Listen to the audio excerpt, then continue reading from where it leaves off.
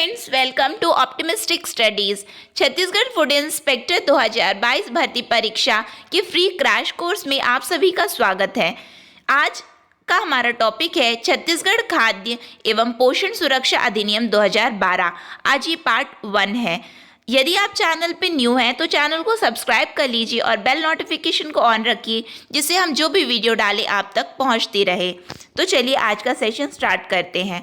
सबसे पहले मैं स्टार्ट करने से पहले आपको एक बात बताना चाहती हूँ। यदि आपने हमारा राष्ट्रीय खाद्य सुरक्षा अधिनियम 2013 को पूरी तरह से देखा है और अच्छे से फॉलो किया है पार्ट 1 से लेके पार्ट 5 तक, तो आपको बहुत सारी सिमिलैरिटीज़ देखने को मिलेंगी इसमें, जब हम छत्तीसगढ़ खाद्य सुरक्षा अधिनियम 2012 डिस्कस करेंगे, क्योंकि इसमें बहुत सारी चीज़ें सिमिलर हैं।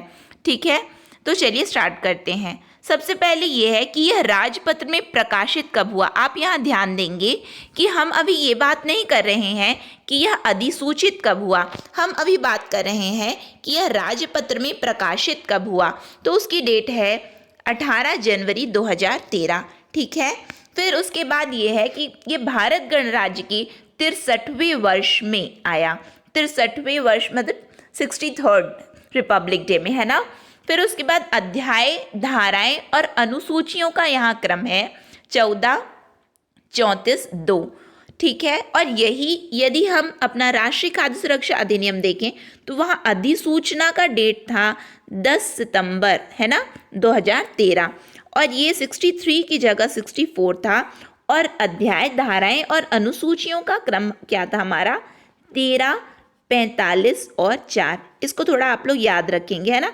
हम जब कंपेयर करके पढ़ेंगे तो आपको अच्छे से समझ में आएगा। ठीक है, फिर उसके बाद ये बात एक और आप जान लीजिए कि छत्तीसगढ़ जो है भारत का पहला ऐसा राज्य है जिसने अपना खाद्य सुरक्षा अधिनियम लागू किया है। ठीक है, नेक्स्ट हम देखते हैं अध्याय एवं धाराएं। तो अध्याय एवं धाराएं में क्या है, सबसे पहले जैसे अभी तक हमने जो भी अधिनियम देखा है तो अध्याय 1 प्रारंभिक होता है और उसमें 2 धाराएं होती हैं। सबसे पहले होता है संक्षिप्त नाम विस्तार प्रारंभ, और धारा 2 होती है परिभाषा। सिमिलरली इसमें भी वही है। ठीक है, नेक्स्ट है अध्याय 2। तो अध्याय 2 में यहाँ है खाद्य सुरक्षा के प्रावधान। क्या है, खाद्य सुरक्षा के प्रावधान। तो धारा 3 है अंत्योदय परिवारों, प्राथमिकता वाले परिवारों तथा सामान्य परिवारों द्वारा रियायती मूल्यों पर खाद्य सामग्री प्राप्त करने का अधिकार, है ना। किसका किसका है, अंत्योदय परिवार है, प्राथमिकता वाले परिवार हैं और सामान्य परिवार है। इसको हम बोलेंगे अंत्योदय मतलब अंत्योदय परिवार, Antyodaya house holds, priority house hold and general house holds. ठीक है, फॉर इंग्लिश मीडियम स्टूडेंट्स। तो उनको खाद्य सामग्री प्राप्त करने का अधिकार कौन बोलता है, धारा 3 बोलती है। फिर उसके बाद धारा 4 क्या है, गर्भवती महिलाओं तथा शिशुवती माताओं के लिए पोषाहार। ठीक है, धारा 5 है बच्चों के लिए पोषाहार, और धारा 6 है छात्रावासों तथा आश्रमों में रहने वाले विद्यार्थियों के लिए पोषाहार। क्या है, छात्रावास तथा आश्रमों में रहने वाले। ठीक है, 7 है बच्चों में कुपोषण का निवारण तथा प्रबंधन, कुपोषण का निवारण तथा प्रबंधन। अब हम पढ़े हैं राष्ट्रीय खाद्य सुरक्षा अधिनियम 2013। ठीक है, जो अध्याय 2 था हमारा, उसमें हमने क्या देखा था, टॉपिक तो वही था, खाद्य सुरक्षा के लिए उपबंध थे, यानी कि प्रावधान, एज सिमिलर टू दैट। ठीक है, उसमें भी हमने 3 से लेकर के 7 धाराएं देखी थी अध्याय 2 में।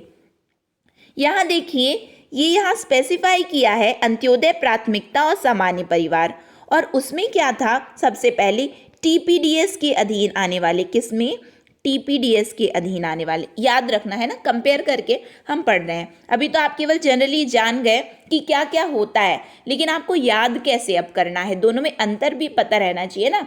इसमें आपको याद रखना है अंत्योदय, प्राथमिकता और सामान्य। ठीक है, ये 3 है, लेकिन उसमें हम क्या लिखे थे, टीपीडीएस के अधीन जो भी परिवार आते तो उनको खाद्यान्न प्राप्त करने का अधिकार। फिर उसके बाद हमने क्या देखा था, गर्भवती महिलाएं एवं शिशुवती महिलाओं के लिए पोषाहार की सहायता। तो वो तो दोनों सिमिलर हो गया।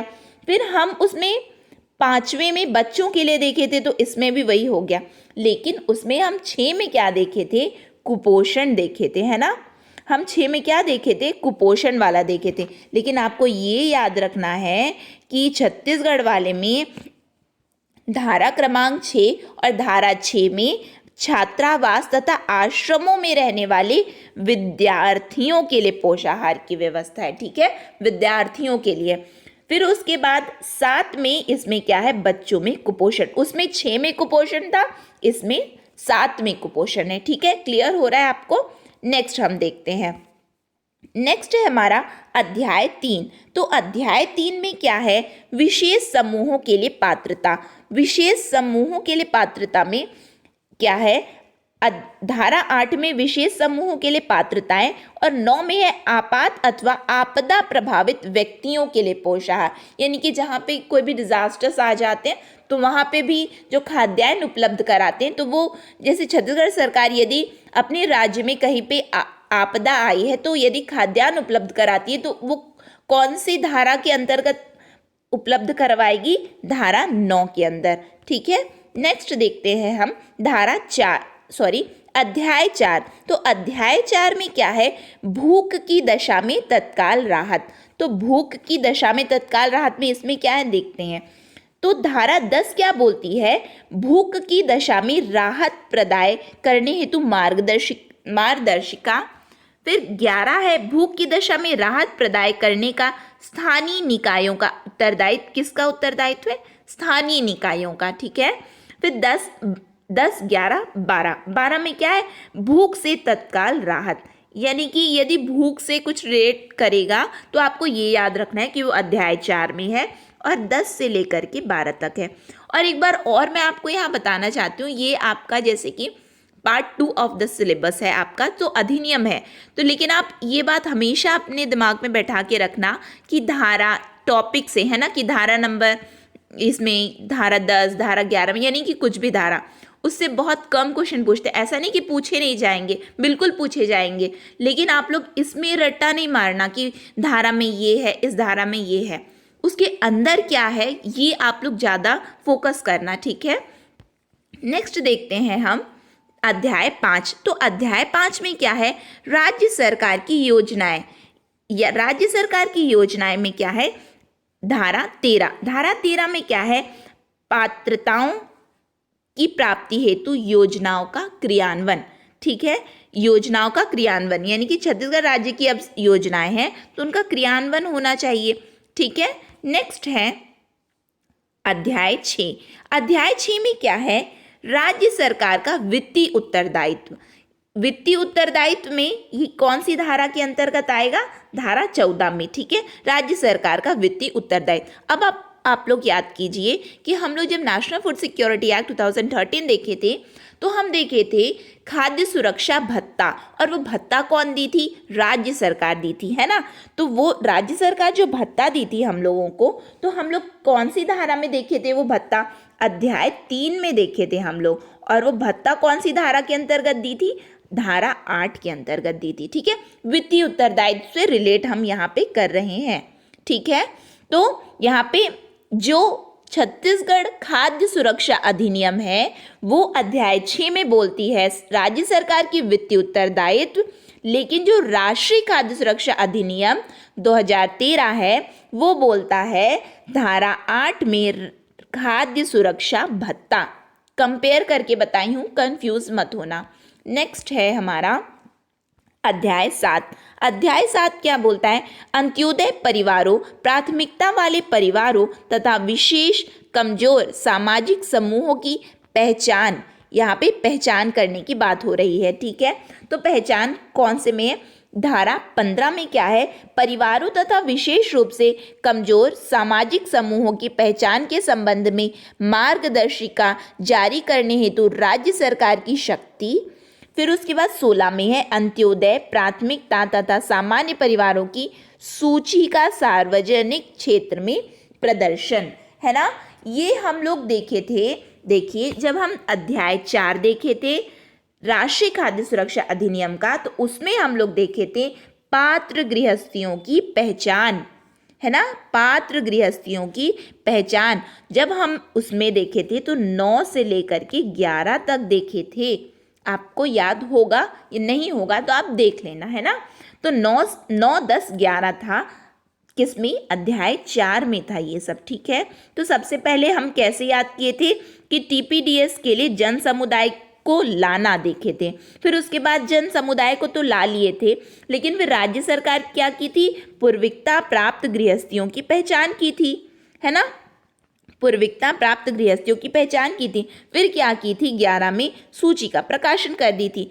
तो सिमिलर टू डैट इसमें क्या है कि 15 और 16, ठीक है, 15 और 16 में क्या है कि परिवारों को पहले ये क्या कर रहे हैं, राज्य सरकार ला रही है, फिर उनको क्या करिए, सार्वजनिक क्षेत्र में प्रदर्शन कर रही है। यहाँ पे आप लोग कंफ्यूज मत होना कि कंपेयर करके आप इसलिए पढ़िए जिससे आपको याद रहे, है ना। नेक्स्ट है हमारा अध्याय 8। अध्याय 8 क्या बोलती है, महिला सशक्तिकरण, और उसमें महिला सशक्तिकरण किस में था, अध्याय 6 में था, ठीक है, किस में था, अध्याय 6 में था। और धारा कौन सी थी उसमें, धारा 13 थी, और इसमें कौन सी धारा है, धारा 17।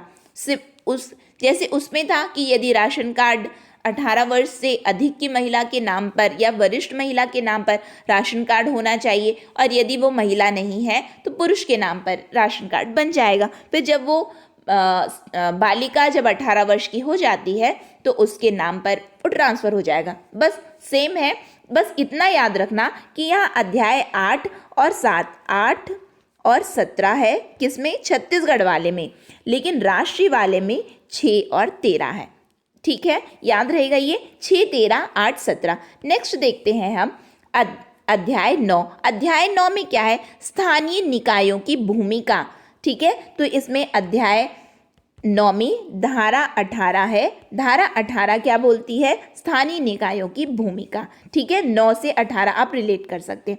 नेक्स्ट है अध्याय 10। अध्याय 10 में क्या है, शिकायत निवारण प्रणाली। तो शिकायत निवारण प्रणाली जो है ये क्या है, सबसे पहले आंतरिक शिकायत निवारण प्रणाली। फिर उसके बाद 20 में क्या है, छत्तीसगढ़ लोक सेवा गारंटी अधिनियम 2011 के अधीन सेवाओं की अधिसूचना, किसके अंतर्गत, छत्तीसगढ़ लोक सेवा गारंटी अधिनियम 2011। अब याद करो कि हम जब राष्ट्रीय खाद्य सुरक्षा देखे थे उसमें शिकायत निवारण प्रणाली किस में थी, तो अध्याय 7 में थी, है ना। 6 में महिला सशक्तिकरण आया था और 7 में शिकायत निवारण प्रणाली आई थी। तो शिकायत निवारण प्रणाली हम देखे थे 14 से लेकर के 21 तक, है ना, 7 धाराएं कुल थी इसमें, तो 14 से 21 तक देखे थे, ठीक है। ये चीज़ को आप थोड़ा याद रखना। इसमें 10 और 19 है, उसमें 7 था जिसमें 14 से 21 था, ठीक है। नेक्स्ट है आपका अध्याय 11। अध्याय 11 में क्या है, टीपीडीएस में सुधार। तो टीपीडीएस में सुधार क्या है, 21 में आता है, 21 धारा 21 में क्या आता है, टीपीडीएस में सुधार करने हेतु राज्य सरकार की शक्तियाँ, क्या है, राज्य सरकार की शक्तियाँ। और उसमें हम लोग क्या देखे थे, टीपीडीएस में सुधार कहाँ लाए थे, अध्याय 5 में था और उसमें धारा कौन सी थी, 12। कुछ धाराएं हैं जो बहुत इंपॉर्टेंट है राष्ट्रीय खाद्य सुरक्षा अधिनियम में, उसको आप मतलब कि बहुत ही फोकस करके पढ़ना, जैसे कि 12 हो गया, 13 हो गया, 16 हो गया, इस तरह की धाराएं बहुत इंपॉर्टेंट है, एग्जाम में पूछे जाने की बहुत संभावना है इसकी, ठीक है। नेक्स्ट हम देखते हैं अध्याय 12। अध्याय 12 में क्या है, पारदर्शिता एवं जवाबदेही। तो पारदर्शिता एवं जवाबदेही में क्या है, सबसे पहले टीपीडीएस से संबंधित अभिलेखों का प्रकटीकरण यानी कि पब्लिक डोमेन में रखेंगे। 23 में है स्थानीय निकाय द्वारा सामयिक सामाजिक अंकेक्षण करना। 24 में है निगरानी समिति, ठीक है, 22, 23, 24।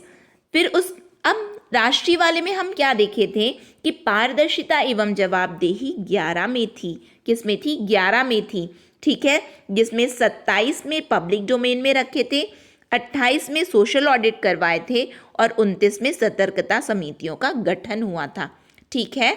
नेक्स्ट हम देखते हैं आपको ये भी नहीं लगना चाहिए कि आज आप छत्तीसगढ़ वाला पढ़ा रहे हो या राष्ट्रीय खाद्य पढ़ा रहे हो, ऐसा बिल्कुल नहीं लगना चाहिए। मैं यहाँ पे कंपेयर करके बता रही हूँ जिससे आप लोग को याद रहे, ठीक है। नेक्स्ट है अध्याय 13। अध्याय 13 में है अपराध एवं शास्ति। तो इसमें क्या है 25 और 26, ठीक है, 25 और 26 धारा। तो धारा 25 क्या बोलती है, अधिनियम के अधीन पात्रता प्रदान करने की कार्यवाहियों का विनियमन। और 26 क्या बोलती है, छत्तीसगढ़ सार्वजनिक वितरण प्रणाली नियंत्रण आदेश 2004 के प्रावधानों के उल्लंघन के लिए दंड। शास्ति है तो दंड का प्रावधान है, और उसमें दंड का प्रावधान हमने किस में देखा था, 33 में देखा था, जो कि अध्याय था 13। अध्याय 13 धारा क्रमांक 33 में देखे थे, ठीक है। नेक्स्ट है हमारा अध्याय 14। अध्याय 14 में विविध है, जिसको हम प्रकीर्ण बोलते हैं, ठीक है। तो उसमें क्या था, प्रकीर्ण किस में आया था, अध्याय 13 में। तो इसमें कितना है 27 से लेकर के 34, जैसा कि मैंने आपको पहले ही बताया है, इसमें कुल कितनी धाराएं हैं, 34 धाराएं हैं। अध्याय कितना है, 14, ठीक है। तो वही देख रहे हैं हम। 27 क्या बोलती है, खाद्य आधारित कल्याणकारी योजनाएं जारी रखने या बनाने की राज्य सरकार की शक्ति। अधिनियम के अधीन शक्तियों का प्रत्यायोजन। 29 बोलती है अनुसूचियों में संशोधन की शक्ति। 30 बोलती है नियम बनाने की शक्ति। 31 में है विद्यमान योजनाओं मार्गदर्शिका आदेश एवं खाद्य संबंधी मापदंड का बना रहना। 32 कठिनाइयों के निवारण की शक्ति। 33 अप्रत्याशित कृत्यों की दशा में राज्य सरकार का दायित्व। और 34 है अधिनियम किसी अन्य योजना या विधि के अल्पीकरण में नहीं। अब आप लोग ये जानिए कि इसमें जो जो इम्पोर्टेंट है हम लोग केवल उसी को देखेंगे। अब आप ये बोलेंगे कि इम्पोर्टेंट कैसे है, कि कहाँ से पता चलेगी कौन सा इम्पोर्टेंट है कौन सा नहीं। तो जहाँ पे हमको लगेगा कि इसको पढ़ना है उसको हम लोग देखेंगे। बाकी इतना ज़्यादा, जैसे कि मैं पहले भी बोली हूँ, केवल धारा को रट्टा मत मारो, उसमें जो दिया है वो ज़्यादा, उसकी संरचना और वो बोल क्या रहा है, ये बहुत इंपॉर्टेंट है आपके एग्जाम पॉइंट ऑफ व्यू से, जिसमें 30 नंबर का आपका ये अधिनियम से ही प्रश्न पूछा जाएगा, ठीक है। नेक्स्ट है अनुसूचियाँ। अनुसूचियाँ 2 हैं। तो पहली जो अनुसूची है वो सार्वजनिक वितरण प्रणाली के अंतर्गत खाद्य पदार्थों की पात्रता की बात करती है, जिसको हम बोलते हैं entitlements of food grains under PDS. फिर अनुसूची 2 जो है शेड्यूल 2, वो बोलती है पोषणाहार मानक, इसका मतलब न्यूट्रिशनल स्टैंडर्ड्स की बात करती है। इसको हम आगे देखते हैं कि क्या है, ठीक है। जो अनुसूची 1 है जो बोलती है सार्वजनिक वितरण प्रणाली के अंतर्गत खाद्य पदार्थों की पात्रता, ये टेबल इंपॉर्टेंट है, आप लोग याद रखेंगे, ठीक है। तो सबसे पहले क्या है, अंत्योदय परिवार, ठीक। तो अंत्योदय परिवार सबसे पहले क्या है, परिवारों का प्रकार पहले देख लो, फिर उसमें खाद्य पदार्थ है, फिर मासिक पात्रता है कि यानी कि उनको कितना मिलेगा खाद्यान्न, ठीक है। फिर उपभोक्ता दर यानी कि कौन सी दर पे उनको उपलब्ध कराया जाएगा। तो पहले है अंत्योदय परिवार। तो अंत्योदय परिवार में सबसे पहले है खाद्यान्न, फिर आयोडाइड नमक और काला चना और दाल। क्या क्या देंगे अंत्योदय परिवार को, खाद्यान्न। खाद्यान्न जैसे कि हमने देखा है कि गेहूं, चावल और साथ में क्या मिलता है, मोटे अनाज, जिसको हम बोलते हैं कोर्स ग्रेन्स, ठीक है। तो खाद्यान्न उपलब्ध कराएंगे, खाद्यान्न में वो तीनों आते हैं। तो अंत्योदय परिवार हम उसमें देखे थे कितना मिलता है, 35 किलो प्रति माह मिलता है, ठीक है। और दर क्या है इसकी, 1 रुपये प्रति किलोग्राम, ठीक है। फिर उसके बाद आता है आयोडाइड नमक। तो आयोडाइड नमक कितना दे रहे हैं, ये 2 दे रहे हैं, 2 किलो प्रति परिवार, ठीक है। परिवार है, पहले क्या है, माँ है, फिर परिवार है, ठीक है, ये तीनों में परिवार है। तो ये नमक जो है निःशुल्क दे रहे हैं। फिर काला चना है, काला चना क्या है, वो भी 2 किलोग्राम प्रति परिवार है, लेकिन दर क्या है उसकी, 5 रुपये प्रति किलोग्राम, 5 रुपये, ठीक है। फिर दाल जो है वो भी 2 किलोग्राम दे रहे हैं प्रति परिवार, और दर क्या है उसकी, 10 रुपये प्रति किलोग्राम। याद कैसे करेंगे आप लोग, अंत्योदय वाला तो आपको याद ही होगा, 35 रुपये में देते हैं और 1 रुपये प्रति किलोग्राम में दे रहे हैं, और प्रति माह 35 किलो देते हैं, ठीक है। फिर आयोडाइड नमक 2 निःशुल्क। फिर काला चना 2 किलोग्राम प्रति परिवार 5 रुपये, दाल 2 किलो 10 रुपये, ठीक है। फिर आ जाइए प्राथमिकता परिवार, जिसको हम बोलते हैं प्रायोरिटी हाउस होल्ड्स। तो इनको भी क्या दे रहे हैं, सेम जैसे ऊपर में खाद्यान्न, आयोडाइड, नमक, काला चना और दाल, इनका भी सेम है, कितना देना है। यहाँ पे क्या है, रेट को यहाँ बढ़ा दिया गया है, वहाँ 1 था, यहाँ पे 2 रुपये प्रति किलोग्राम कर दिए हैं, ठीक है। बाकी तो सब सेम है, जो डिफरेंट रहता है उस पर ध्यान देना, क्योंकि वहाँ से ही क्वेश्चन बनते हैं, ठीक है। फिर उसके बाद सामान्य परिवार, इसका मतलब जनरल हाउस होल्ड्स होते हैं, उनको केवल खाद्यान्न उपलब्ध कराएंगे। क्या उपलब्ध करवाएंगे, खाद्यान्न, जिसमें कि इन लोगों को आयोडाइड, नमक और काला चना और दाल नहीं दे रहे हैं, लेकिन इनको कितना देंगे, केवल 15 किलोग्राम देंगे प्रति माह, यानी कि 15 किलो मिलेगा इनको। इनकी जो दर है चावल की, यानी कि खाद्यान्न में ये क्या दे रहे हैं, छत्तीसगढ़ सरकार चावल दे रहे हैं, और चावल उनकी दर क्या है, 9.5 रुपये प्रति किलो, ठीक है, 9.5 रुपये प्रति किलो। लेकिन साथ में ये बोल रहे हैं कि अन्य कोई सा हम खाद्यान्न देंगे वो इस दर पे देंगे कि आपका जो न्यूनतम समर्थन मूल्य है उससे 50% से अधिक ना हो, ठीक है। एक बार और मैं बता देती हूँ, जो अन्य खाद्यान्न के लिए ये क्या प्रावधान रखे हैं कि जो न्यूनतम समर्थन मूल्य के 50% से अनधिक, यानी कि 50% से कम की बात कर रहे हैं ये, ठीक है। न्यूनतम समर्थन मूल्य जितना भी होगा उससे उसके हाफ से कम देंगे, वो उस रेट में देंगे, ठीक है। ये कौन प्रावधान रखा है, छत्तीसगढ़ सरकार। नेक्स्ट आ जाइए पोषणाहार मानक, अनुसूची 2 में है। तो अनुसूची 2 में पोषणाहार मानक, जैसे कि हमने राष्ट्रीय खाद्य सुरक्षा अधिनियम में देखा था, सिमिलर इसमें भी है, जिसमें कि ICDS के अंतर्गत ही सब कुछ हुआ है। तो जब ICDS के अंतर्गत हुआ है तो वो सेम है, आप लोग ये इसको PDF में प्रेफर कर सकते हैं, देख सकते हैं, है ना। तो आज हम यहीं तक डिस्कस करते हैं, नेक्स्ट सेशन में हम इसमें क्या है इसकी डिटेलिंग देखेंगे।